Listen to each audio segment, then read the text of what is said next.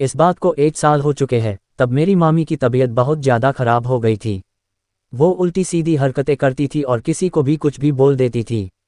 हमने बहुत से डॉक्टर्स को दिखाया लेकिन कुछ फ़ायदा नहीं हुआ। फिर हमारे ही किसी रिश्तेदार ने हमें बताया कि इन पर चुड़ैल का साया है और इन्हें बालाजी ले जाना पड़ेगा। घरवाले बिना देरी किए बालाजी के लिए रवाना हो गए।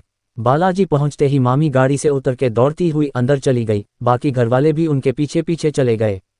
वहां जाकर पता चला कि मामाजी ने अपने बगीचे में एक पेड़ कटवाया था जिस पर चुड़ैल और उसके बच्चे रहते थे। अब वह उनका घर तोड़ने आई थी मगर वहां थोड़ा समझाने पर वह मान गई। उसने अपने भूखे बच्चों के लिए दूध मांगा। मामा भागकर दूध ले आए और जैसे ही उसे दूध देना चाहा उसने मना कर दिया और कहा मेरे बच्चे मीठा दूध पिएंगे।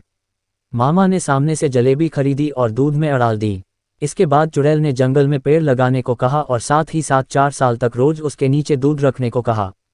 इसके बाद मामी ठीक होने लगी और सब वापस आ गए, पर वापस आते वक्त मामी फिर से कुछ अजीब सी हरकतें करने लगी। घरवाले बुरी तरह परेशान हो गए। पूछने पर पता चला कि अब ये किसी और भूत का साया है।